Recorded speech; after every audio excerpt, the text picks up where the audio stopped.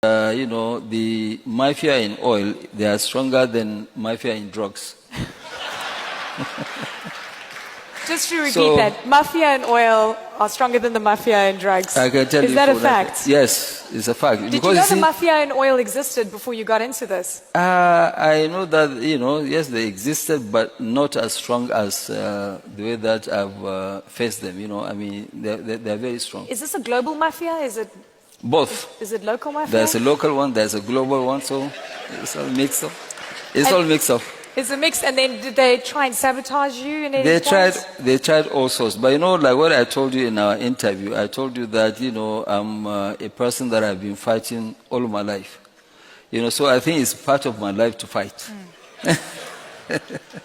And you've won this fight, clearly. Have you won this fight? Is it over? I think eventually we won. We'll end up winning. You know why? Because the population and the government will be on our side.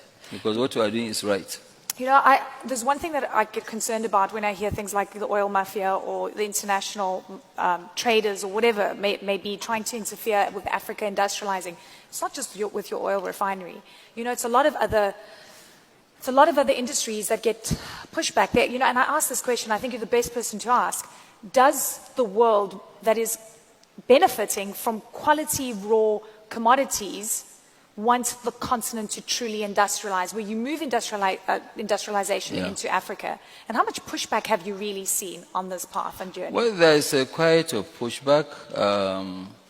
First of all, you have heard what Jeffrey Sachs said. What he said, is that I don't believe if the West want us to progress in terms of industrialization. Industrialization is something that is the basic that we need. We need to produce what we consume. Yeah. But I don't think if there's any support coming from the West.